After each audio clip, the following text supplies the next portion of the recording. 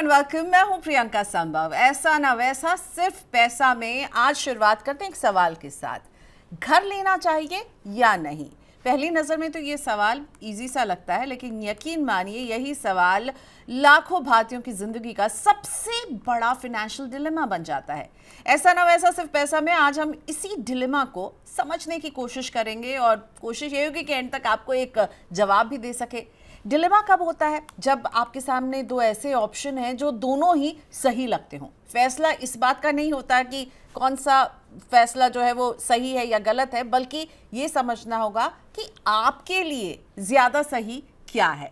तो आज का ये सवाल है मेरा कि क्या आपको लगता है कि एक सैलरीड इंडिविजुअल बिना होम लोन लिए 1 करोड़ रुपए के घर का मालिक बन सकता है? मैंने 1 करोड़ के घर का मालिक इसलिए पूछा क्योंकि अभी प्रॉपर्टी प्राइसेस जिस तरह से बढ़ रहे हैं, 1 करोड़ में ही एक अच्छा सा घर जो फैमिली के लिए कंफर्टेबल हो मिलता है। लेकिन जब ये 1 करोड़ का टैग लगा देते हैं ना, तो ये कैसे पॉसिबल होगा? अनलेस कि आपके पास ये 1 करोड़ का फंड हो। नहीं तो फिर क्या होगा? आप बैंक जाएंगे, ईएमआई बनेगी, आप कर्ज के साथ घर खरीदेंगे। यानी पैसा नहीं है तो बैंक तो आपको ये कहेंगे कि आइए हम आपको लोन दे रहे हैं, 20 साल तक चुकाइए आराम से लोन और अपने घर में रहिए। फिर कहानी एक और शुरू हो जाती है जब बात घर की होती है। आपके पेरेंट्स कहेंगे अपना घर तो अपना होता है, दोस्त कहेंगे अरे आप जितना किराया दे रहे हो उतना ईएमआई भरो ना, रिश्तेदार पूछने लगेंगे कि अरे अभी तक अपना घर आपने नहीं लिया। और ये सब कुछ जो है ना एक सोशल प्रेशर बन जाता है और इसी दबाव में हम एक ऐसा फैसला ले लेते हैं जो सिर्फ इमोशन से नहीं बल्कि आने वाले 20 से 30 साल की कमाई से जुड़ा होता है। घर की चाबी तो हाथ में आ जाती है, लेकिन सिर पर मोटी ईएमआई का बोझ भी आ जाता है। आपकी सैलरी का एक बड़ा पोर्शन जो है वो ईएमआई की तरफ जाने लगता है। तो सवाल यही है कि क्या घर खरीदना गलत है लेकिन होम लेना गलत है? आप इन दोनों में अगर कंफ्यूज हो रहे हैं तो इन सब पर आज हम बात करने वाले हैं कि आपको इसके लिए कैसे फाइनेंशियल प्लानिंग करनी चाहिए। और इस पर बात करने के लिए मेरे साथ जुड़ चुके हैं कंप्लीट सर्कल के managing partner Kshitij Mahajan. Kshitij, thank you so much for joining us on this important topic.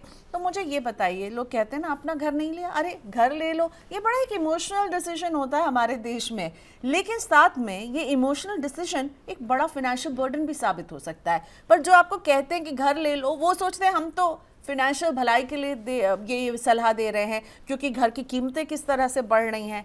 आप किसके साइड में? ये घर ले लो वाला जो प्रेशर है इसको आप कैसे देखते हैं? Good afternoon Priyanka, always a pleasure.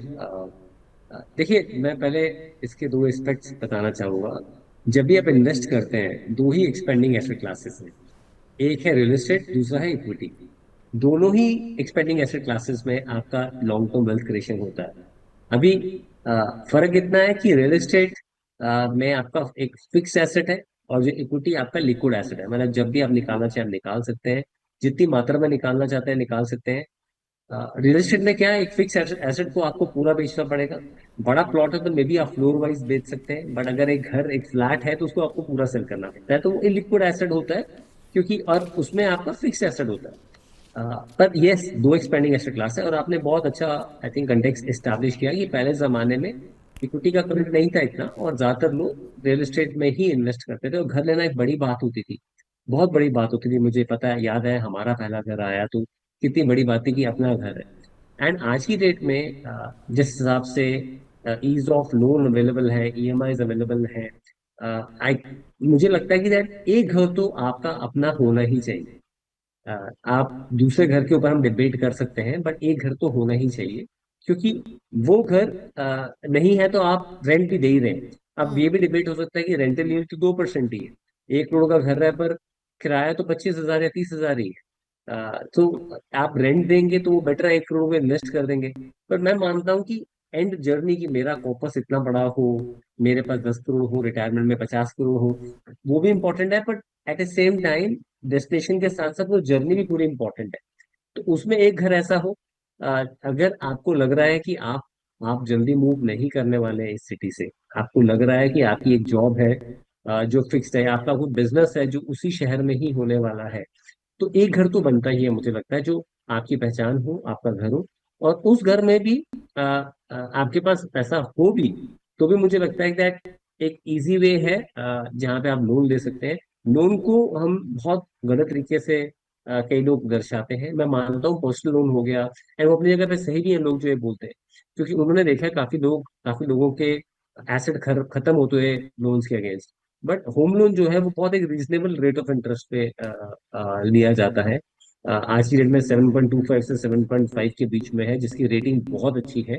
इसमें रेटिंग, सिबिल रेटिंग का भी बहुत इम्पैक्ट आता है। बट यस, आज की डेट में लोन नीचे है बिकॉज 5.25 पे आपका रेपो है, उस हिसाब से लोन का रेट नीचे है। पर कल को ये बढ़ेगा तो ये बढ़ भी सकता है, पर स्टिल बहुत रीजनेबल रेट है अगर आप मेरे से पूछेंगे। तो यस, लोन एक सही तरीका है लेने का। एंड एक घर होना मैं मानता हूँ जरूरी है। ओके, तो पहले क्या, पहले आप वेल्थ क्रिएट करें अपने लिए, एक कॉर्पस तैयार करें, या पहले ही आप घर खरीद लें और ईएमआई के साइकिल पे चले जाएं? क्योंकि डिसिप्लिन तो आप लाएंगे, एक ईएमआई की साइकिल जितनी जल्दी शुरू होगी आप उतनी जल्दी लोन को फिनिश भी कर पाएंगे। सो आप क्या कहते हो, पहले कॉर्पस क्रिएट करो या पहले घर ले लो और corpus create side by side होता रहेगा? हो सकता है ईएमआई के बाद मेरे पास उतना लीवे नहीं है कि मैं कॉर्पस क्रिएट करूं। अगेन इसमें दो एस्पेक्ट्स हैं। पहली चीज, देखिए, जब भी आप लोन कोई घर लेते हैं, अगर लोन लेना भी होगा वो 75-80% तक आपको मिलेगा। फर्स्ट 20% का तो आपको कॉर्पस क्रिएट करना ही पड़ेगा कम वर्ड में, फर्स्ट ऑफ ऑल।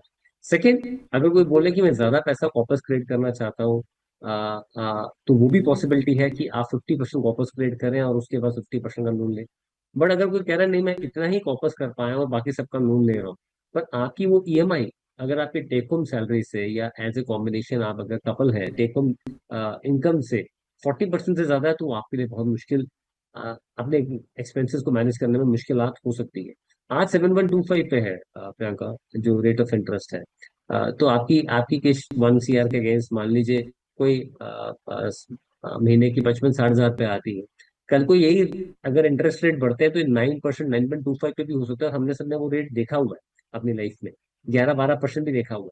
तो यही ईएमआई, आपकी सैलरी उतनी नहीं बढ़ रही है, पर यही ईएमआई स्टेप अप करके बढ़ जाती है। तो मैं कहता हूँ जब भी आप इस चीज को कंसिडर करें कि दैट मैं अर्ली इन लाइफ लेना चाहता हूँ लोन, तो लोन का बर्डन जो है वो 40% ऑफ योर टेकम सैलरी से कम होना चाहिए, पहली चीज है। दूसरा, ये पॉसिबिलिटी है कि अगर आप चाहें तो अपने इस डिसीजन को थोड़ा सा डिले करके आप जो आपने अपफ्रंट पेमेंट करनी है वो थोड़ा गैदर करें इन्वेस्ट करके, और उसके साथ फिर आगे मैनेज करें। तीसरा एक और इसमें एलिमेंट है। अगर आप इसको आपने डिसाइड कर ही लिया कि आपको लोन लेना है, उसके साथ ही आप साथ में at least 10 to 15% of that EMI का सेट भी शुरू कर दें।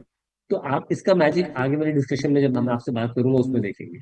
ओके, सो इम्पॉर्टेंट ये कि हिसाब किताब ऐसे रखना कि आपकी जो टेक होम सैलरी है, आपका जो ईएमआई है होम लोन का, वो 40% को क्रॉस नहीं कर रहा हो, राइट? और 10 to 15% आपकी ईएमआई का जो भी हिस्सा है वो आपको उसको इन्वेस्टमेंट करना चाहिए, ताकि साइड बाय साइड कॉर्पस भी क्रिएट हो।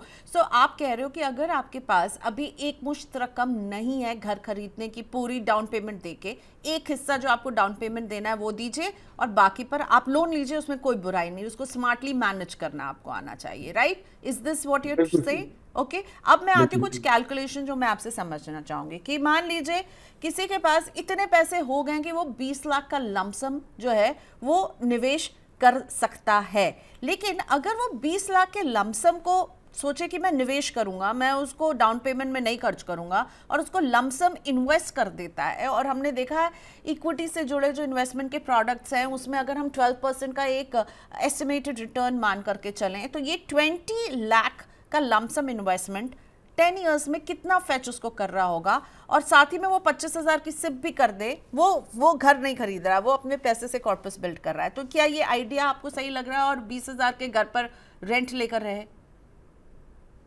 देखिए, अगर वो 20 लाख का लमसम एक डाल रहा है और हम एक reasonable rate of return expect कर रहे हैं 12%, तो 10 साल में कोई 62 लाख के करीब ये राशि होगी आपकी।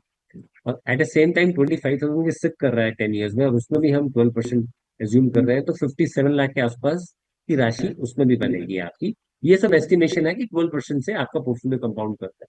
मैं बता देता हूँ, पास्ट में सिंस इंसेप्शन आपका सेंसेक्स लास्ट 46 ईयर्स में कोई 12.5 पौने 13% से किया कंपाउंड। तो अगर इंडिया अच्छा करेगा तो ये पॉसिबिलिटी है, बट ये हम एस्टिमेशन ले रहे हैं। पास्ट में फंड्स ने बेटर किया है, बट ये हम एस्टिमेशन ले रहे हैं, तो वो 1 करोड़ 19 लाख के करीब की राशि आपकी आती है। और उसमें वो जो रेंट दे रहे हैं, उनका जो भी रेंट दे रहे हैं वो साथ में जा रहा है। अब इसमें क्या हुआ, 10 साल में आपके पास कोई 1 करोड़ 20 लाख के करीब की राशि आ गई। मान लीजिए जो आपने मेरे को एक पहले सवाल पूछा, 1 करोड़ के घर की लेने की बात कर रहे हैं, अगर वो 7% से अप्रिशिएट करता है 10 साल में, तो उसकी वैल्यू को लगभग 2 करोड़ के आसपास हो जाती है। 1 crore 97 lakh to be precise. अगर वो 10 साल के बाद सोचते हैं कि मैं अब घर लेता हूँ, तो एटलीस्ट उसमें 50%, सॉरी 60% वो सीधा आज की डेट में वो अपफ्रंट पे कर रहे हैं। और उस समय जो वो 80 लाख लेते हैं, आज भी वो 80 लाख ले रहे हैं, पर 10 साल में हम श्योर उनकी जो सैलरी है वो, अगर आप 8-10% से भी कंपाउंड करें तो काफी ज्यादा बेटर हो गई होगी। तो वो मैनेजेबल है ईएमआई।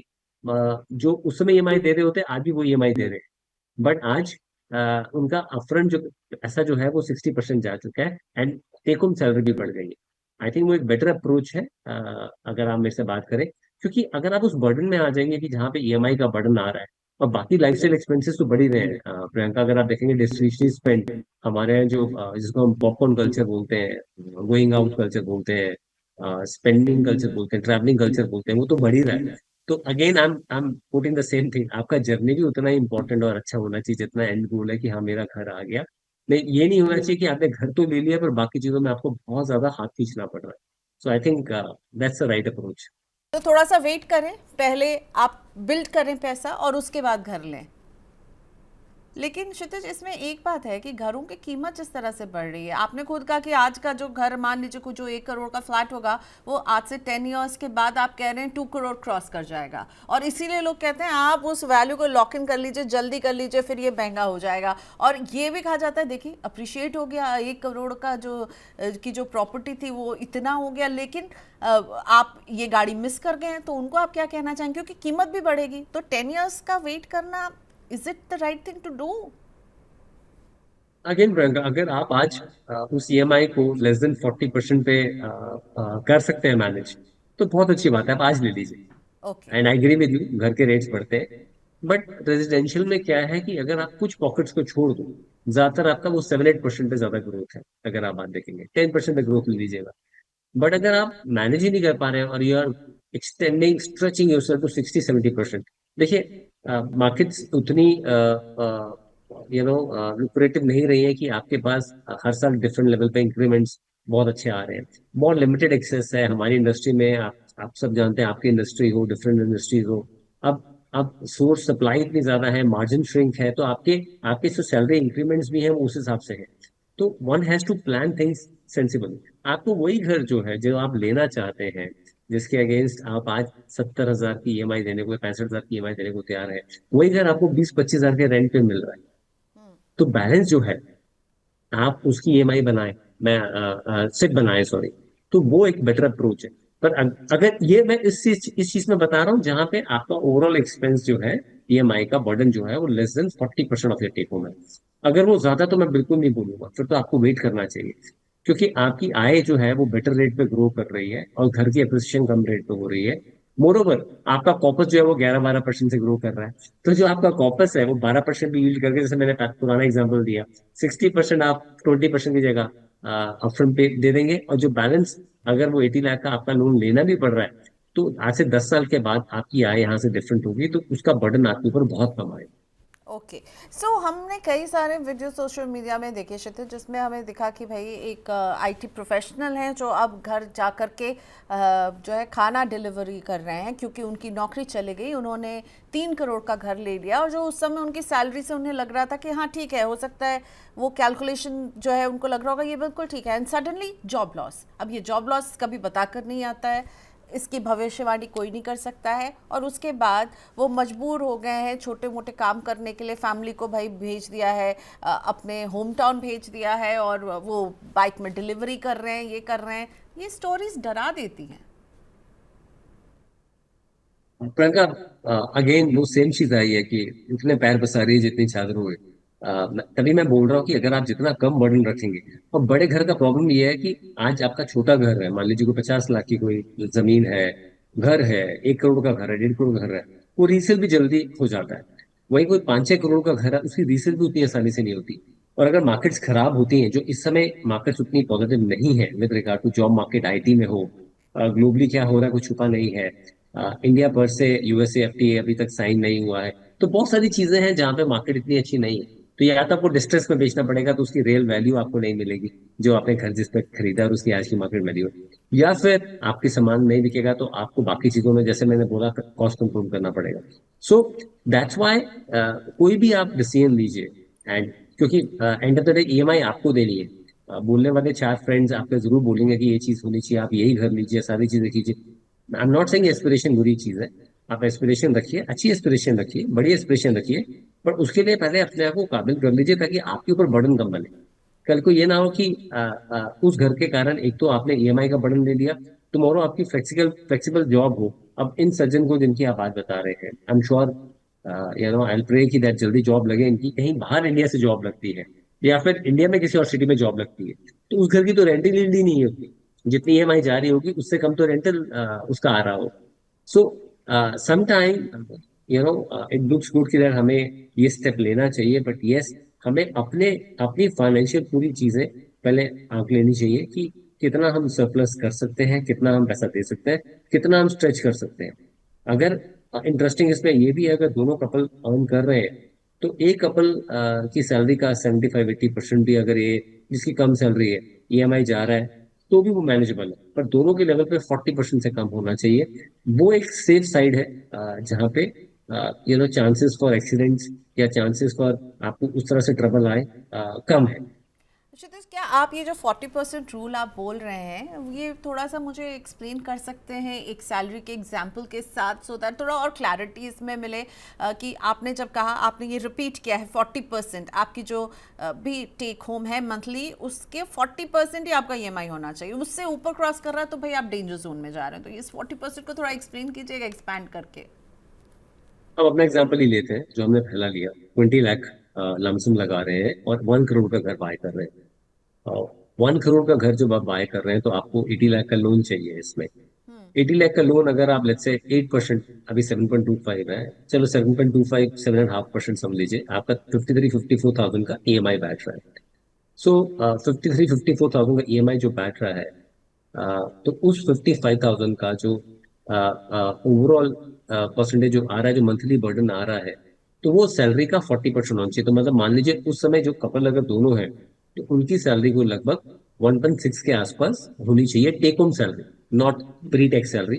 तो जब टेक होम सैलरी 1.6 के आसपास आपकी है, तो उस केस में आपका ये जो पॉसिबिलिटी है कि आप ये ले सकते हैं, इस चीज को ले सकते हैं। इनफैक्ट क्योंकि अगर हम इसको राउंड ऑफ कर देते हैं, हम 50 ले लेते हैं एक बार EMI, just to make it simple, अगर 50,000 का ईएमआई है तो आपकी टेक होम सैलरी जो है वो लगभग 50 का अगर आप करते हैं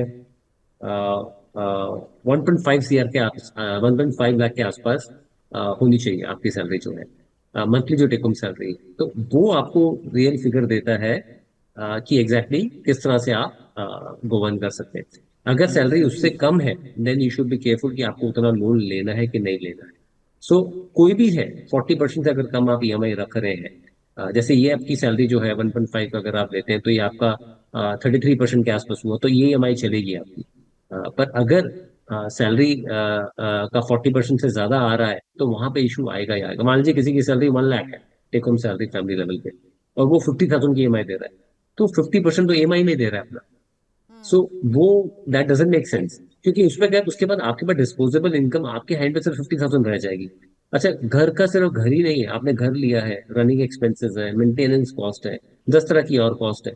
सो सो अगर बॉलमार्क फिगर लेते हैं, एग्जैक्टली अगर आप लेते हैं, तो बॉलमार्क फिगर के हिसाब से अगर लेते हैं तो ये कोई फिगर हो सकती है आपकी 1.25 टू प्रिसाइज, कि अगर आपको 50-40% पे लेके जाना है तो। सो लगभग 1,25,000 की फिगर आएगी एग्जैक्ट, अगर आप एग्जैक्ट 40% देख रहे हैं। पर किसी की 1.5 लाख सैलरी है तो वो ले सकते हैं।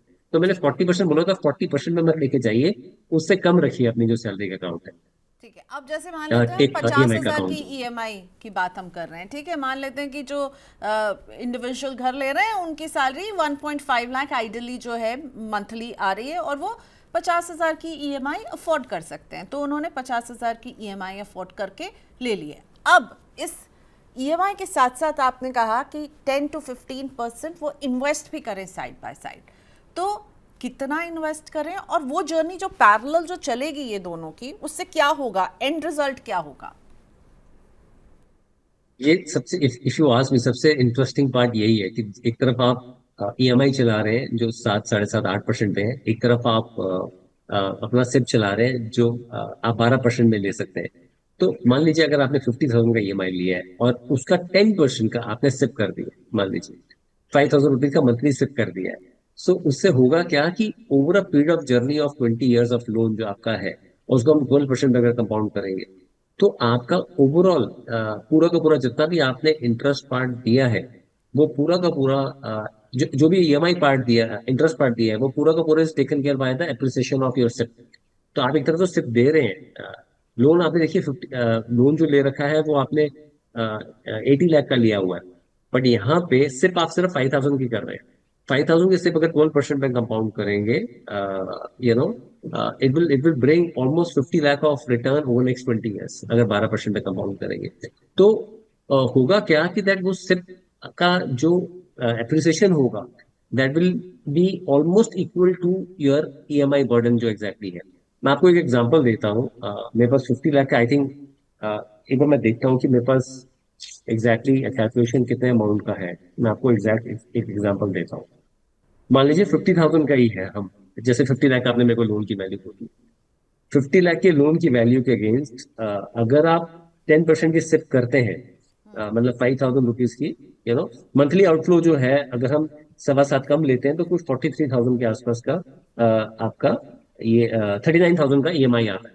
अगर हम रेट ऑफ इंटरेस्ट कम लेते हैं जो आज का है, हमने ज्यादा लिया था, आप अगर लेते हैं 39,000 का आता है, उसमें अगर आप 39,000 में 3,900 की मंथली सिप कर देते हैं, विच इज 10%। 39,000 का आपका ईएमआई है, 50 लाख का आपका जो है वो लोन अमाउंट है, और उसमें 39,000 का ईएमआई है, और उसमें साथ में आप अगर 10% का सिप करते हैं जो 3,900 रुपीज है, तो 20 ईयर्स के बाद, एग्जैक्टली 20 ईयर्स के बाद आपका जो नेट इनफ्लो है 12% पे, वो गेन आपका कोई 14.5 लाख का हो जाता है। मतलब सिप की वैल्यू जो है वो 59 लाख है ओवर नेक्स्ट 20 ईयर्स। और इसमें मैंने स्टेप अप नहीं किया, बाय द वे, कुछ भी स्टेप अप नहीं किया, मतलब हम सेम सिप कर रहे हैं। आई एम श्योर लोगों की सैलरी इंक्रीज होती है, स्टेप अप होती है, यहीं पे अगर आप इस सिप को 5% से स्टेप अप करते हैं, let's take for example, every year you step up this SIP by 5%, तो उस सिप का वैल्यू जो है, वो आपका जो लोन है वो 16.7 ईयर्स में ही खत्म हो जाएगा। क्योंकि क्योंकि आप स्टेप अप कर रहे हैं, तो बाय द टाइम आपके 16 साल और 8 महीने के करीब होगा, 6 महीने के करीब होगा, तो आपका जो लोन होगा वो पूरा का पूरा उस सब की वैल्यू से खत्म होगा। तो जो इंटरेस्ट सेविंग होगी वो 8.5 लाख की होगी, और 16 साल में आपका सिप खत्म हो गया, ईएमआई खत्म हो गया। No that EMI can be converted into further SIP, क्योंकि आपका वो जो बर्डन बिल्कुल खत्म हो गया, तो आपका पैसा भी फ्री हो गया। तो एक, अगर आप इंक्रीज नहीं कर रहे हैं तो 20 ईयर्स में आपके पास कोई 14 लाख का गेन आ रहा है, 50 लाख के लोन के अगेंस्ट, जो ईएमआई 39,000 का है उसका अगर आप 3,900 रुपीज मंथली सिप कर रहे हैं। एक, अगर आप सिप स्टेप अप कर रहे हैं एवरी ईयर बाय 5%, तो आपका 16.5 साल में ही पूरा का पूरा लोन खत्म हो रहा है, कोई 8.5 लाख के करीब का आपका इंटरेस्ट सेविंग है। तो आप समझिए कि दैट एक तो जो आपका बर्डन है सारा का सारा, वो 10% का आपके कंट्रीब्यूशन से, छोटे कंट्रीब्यूशन से is taken care over a period of 20 years. या फिर अगर स्टेप अप कर रहे हैं तो 16.5 साल में ही पूरा खत्म हो गया, साथ में उसके बाद जो 3.5 साल है वो आपका पैसा फ्री हो गया। वो कितना पैसा फ्री हो गया? 8.5 लाख का इंटरेस्ट सेविंग हो गया। सो सो ये कुछ बेसिकली चीजें हैं। ईएमआई और एसआईपी आप दोनों को साथ साथ चला रहे हैं, राइट? ईएमआई की तरफ बड़ा पोर्शन जा रहा है, एसआईपी की तरफ छोटा पोर्शन जा रहा है, पर एसआईपी में आप इसको अगर हर महीने अपने इनकम की बढ़ोतरी के साथ करेंगे तो वहाँ पर भी आप इसको एड अप कर रहे होंगे। सो ओवरऑल आप कह रहे हैं क्षितिज, अगर मैं रैप अप करूँ कि लोन लेने में कोई बुराई नहीं है, लेकिन आपको इनकम टू लोन का जो रेशियो है वो ज़रा फिक्स करना होगा। और आपको क्या लगता है कि कब घर खरीदने का फैसला लें और कब रेंट पर रहें? देखिए, इनिशियल, अगर आप आपकी एस्पिरेशन है कि आप बहुत बड़े घर में रहना चाहते हैं, जो अभी आप ले नहीं सकते हैं, तब आप रेंट पे रहिए। क्योंकि रेंटल नीड्स इतनी कम है। आज आपको आज आपको 2 करोड़ का घर आपको 50,000 के रेंट पे मिल जाता है। कई बार आपको 3 साढ़े 3 करोड़ का घर भी 50-60 हजार के रेंट पे मिल जाता है। मतलब रेंटल नीड्स है ही नहीं है, इफ यू आस्क मी। बड़ी सिटीज की बात कर रहा हूँ मैं, आपको दिल्ली बॉम्बे की बात कर रहा हूँ। छोटी सिटीज में तो मुझे आइडिया नहीं है, पर और भी कम होंगी rental needs, I am sure. तो आई एम सेइंग, जब रेंटल नीड्स नहीं है तो अगर आपको बड़े घर में रहना है तो आप एस्पिरेशनल घर के लिए आप रेंट पे जाए। पर मान लीजिए अगर आपको घर बाय करना है, और अपना घर लेना चाहते हैं, और आप अपनी पॉकेट के हिसाब से मूव करना चाहते हैं, बर्डन कम लेना चाहते हैं, और आप वो जो सिर्फ साथ में शुरू कर सकते हैं 10% अलॉन्ग विद आपका जो नेट आउटफ्लो है, जो ईएमआई का है, वो less than 40% of your salary है, तब आप घर बाय करें। एक और चीज मैं बताता हूँ, लास्ट चीज, प्रियंका। कई बार क्या होता है मार्केट्स में, जैसे हम तो इक्विटी मार्केट्स में आप और मैं कई बार बात कर चुके हैं, because of some news, not because of some sentiments, some geopolitical news, कभी कोई डोमेस्टिक न्यूज, कुछ इलेक्शन की न्यूज के कारण मार्केट्स में आपका मोमेंटम नहीं होता है, मार्केट्स अच्छा नहीं करती। तो रियल एस्टेट मार्केट भी कई बार goes through its own tough time. जब ऐसा कुछ फेज आए, तो मैं बोलूंगा अगर आप थोड़ा स्ट्रेच कर सकते हैं, आप थोड़ा स्ट्रेच कर लें, बिकॉज तब आपको डील्स अच्छी मिल जाती है। कई बार रेरा है, उस कारण से बहुत हद तक आपके compliances are in place. Still मेरा रिक्वेस्ट है, आप डबली चेक करें, और जो जहाँ पे पूरा कॉन्फिडेंस आए, नॉट बिकॉज प्राइस कम है इसलिए ले लीजिए, जहाँ पूरा कॉन्फिडेंस आए वहां पे अपना घर बाय करें। एंड आपका एक घर होना ही चाहिए। आई एम विद यू, जो लोग हमें सुन रहे हैं उनके सबके इस व्यू के साथ हूँ। पर मेरा रिक्वेस्ट यही रहता है कि दैट जर्नी उतनी इंपॉर्टेंट जितनी डेस्टिनेशन। तो आप अपनी जर्नी में, जो घर लेने के बाद में जर्नी में इतना इतना स्क्वीज ना करें अपने आप को कि अगर आपको लगे घर तो ले लिया, बाकी चीजों का क्या करना है जो हमें मैनेज करनी थी। सो आई थिंक जब वो आपके पास एक पर्याप्त राशि हो जहाँ पे आपको लोन का बर्डन इतना नहीं लेना पड़े, तब आप अपना घर का गोल जो है वो एकम्प्लिश करो। ओके, आपने भी मार्केट के अप्स एंड डाउन की बात की और रियल एस्टेट की भी अप्स एंड डाउन की बात की, तो मैं आपसे ये पूछना चाहूँगी कि क्या घर की कीमत जो है वो भी बढ़ती है विद टाइम? ओके, और इसको अगर हम इक्विटी रिटर्न से कंपेयर करते हैं तो आपको क्या लगता है कौन ज़्यादा अप्रिशिएट करता है, घर की कीमत इन 10 ईयर्स या इक्विटी का रिटर्न अप्रिशिएट ज़्यादा करने के चांसेस होंगे? तीन चीजें बोलता हूँ इसमें। हम लैंड को भी लेते हैं, लैंड बहुत फास्ट अप्रिशिएट करता है, if you ask me. Residential है, अगर आप कुछ रेजिडेंशियल को छोड़ दें, पर काफी लोगों को लगता है यार ये तो डबल हो गया 3 साल में, जो उसके पहले जो 7 ईयर्स का लल पीरियड रहा हम उसको अकाउंट में नहीं लेते। ऑन एन एवरेज 7 से 8% रेजिडेंशियल अप्रिशिएट करता है, 11 से 12% इक्विटी अप्रिशिएट करता है। रेजिडेंशियल में अगर आप 5% का या 6% का मान लीजिए इक्विटी, सॉरी, इन्फ्लेशन पार्ट जोड़ दे, तो पोस्ट इन्फ्लेशन 2% से अप्रिशिएट कर रहा है। वहीं इक्विटी अगर 6% आप जोड़ दें तो 6% आपका इक्विटी अप्रिशिएट कर रहा है। पर जो आपका रियल एस्टेट लैंड है, जो कभी कुछ किसी कोई प्राइम लैंड है या कोई मेनली ओपन लैंड है, उनकी कॉस्ट ज्यादा जल्दी बढ़ती है। क्योंकि लैंड में ना क्या है कि आप कुछ भी एक्टिविटी कर सकते हैं। Tomorrow you can open a mall, you can open a multi storey buildings, आप फ्लोर्स बना के बेच सकते हैं, आप कोई इंडस्ट्री लगा सकते हैं, डिपेंडिंग ऑन वो लैंड किस जगह पे है। तो मल्टीपल चीजें आप कर सकते हो, अंडरलाइन जो है एसेट ग्रो कर रहा है तो लैंड ज्यादा फास्ट ग्रो करता है। सो अगर एप्पल टू एप्पल कंपेयर करें तो कंपैरिजन नहीं होगा रियल एस्टेट रेजिडेंशियल का और इक्विटी का। पास्ट में रियल एस्टेट बहुत ग्रो किया है, बट हम जब भी वो ग्रोथ देखते हैं हम इन्फ्लेशन को अकाउंट में नहीं लेते। सो पैसे की वैल्यू भी उतनी कम हो गई है the way real estate has grown. तो आज 95-96 में 8 लाख में भी अच्छा घर फ्लैट आ जाता था, पर आज 8 लाख की वैल्यू क्या है आप ये देखिए। So I'm saying that over 30 years, yes, prices have gone up. They have done really well.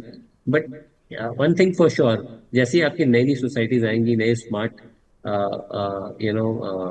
Builders आएंगे, स्मार्ट सोसाइटीज आएंगी, तो उनकी वैल्यू ज्यादा अच्छी मिलेगी, पुरानों की वैल्यू उतनी अच्छी नहीं मिलेगी।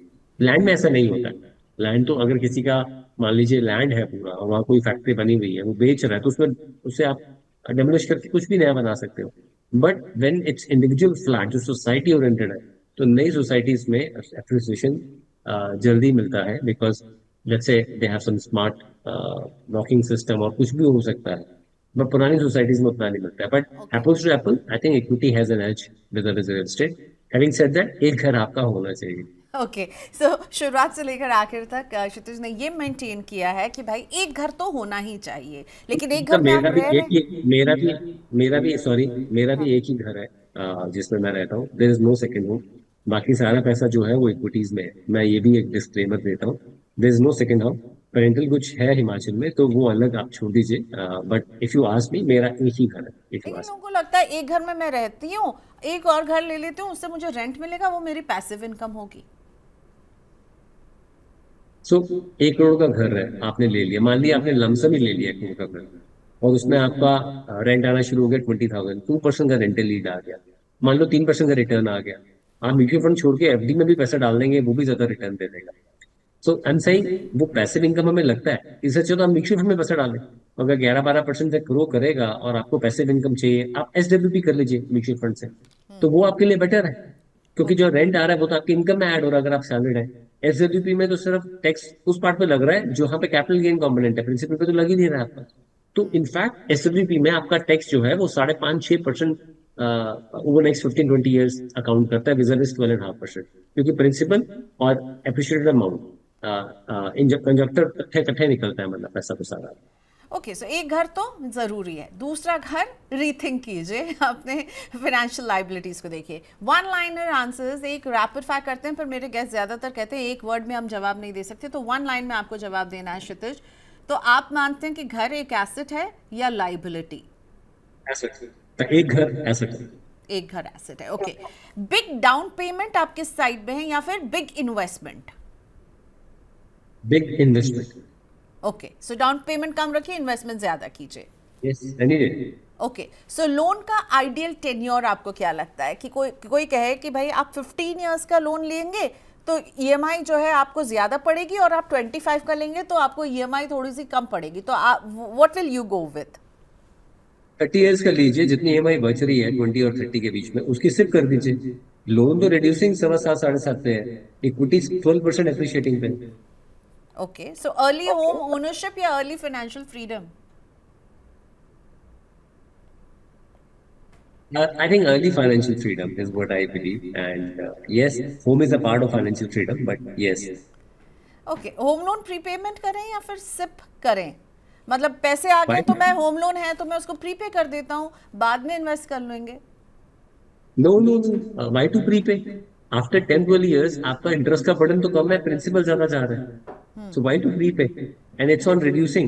It's the interest is on reducing principal. जितना प्रिंसिपल रह गया उसी पे इंटरेस्ट लग रहा है आपका। So just invest, let it go.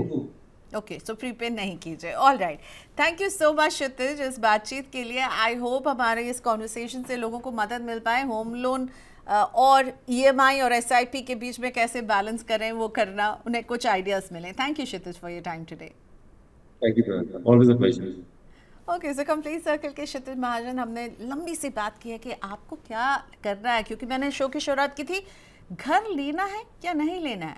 आपका क्या विचार है इस पर? कमेंट बॉक्स में ज़रूर लिखकर बताइएगा। देखते रहिए मनी 9। आज की इस बातचीत में जुड़ने के लिए, हमें सुनने के लिए थैंक यू सो मच।